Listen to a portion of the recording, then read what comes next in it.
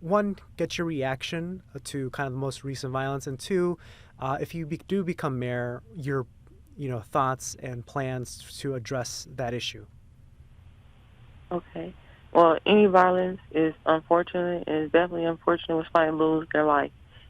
So that's first and foremost. And I think that some of the solutions we can help to alleviate the grief that the family is facing is reach out to the churches and see if the churches can assist with the burial costs and different things of that nature to take some of the burden off the family. That's the after effect.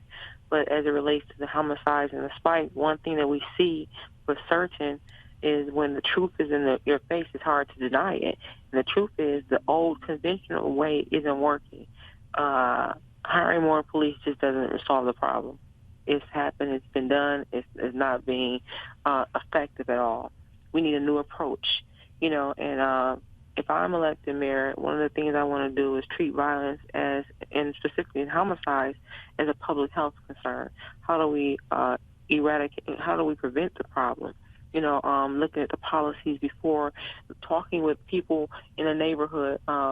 Again, my calendar constituent service days, my mayor to men Mondays, my All Your Women Wednesdays would address these issues, And I think, again, like I've stated before, it is a problem because it's desperation, lack of resources, and illogical thinking.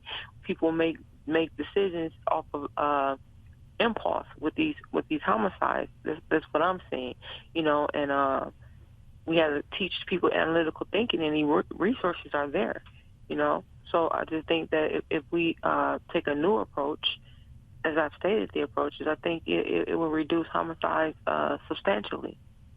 Absolutely, and I listened to your interview yesterday. You talked about addressing lack of resources, discrimination, and inequality. Can you talk about how those kind of fit into potentially helping address those underlying issues that may lead to violence? Because people have idle time on their hands. People are arguing over really minute things, over a loan. You owe me $20, or you didn't bring this, you didn't that. If you we study the reasons why people are having issues with the homicides, victims and the perpetrators. It's arguments, and it's over things that's trivial, actually things that the government can assist in, like employment, rehabilitation services, needs for the people. We need a community line that people can call about stress. There was a time that they had where you can go to a priest and confess your sins, and that helped people get things off their chest. We should have an approach like that, where we have a free line that you can call, intervention. Again, my TCB committees with taking care of business committees. How can we address these things? Because people do not see hope in Milwaukee.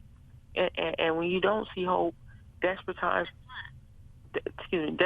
call for desperate measures, and that's what's going on in the city. This desperation leads to some unfortunate circumstances that cannot be taken back.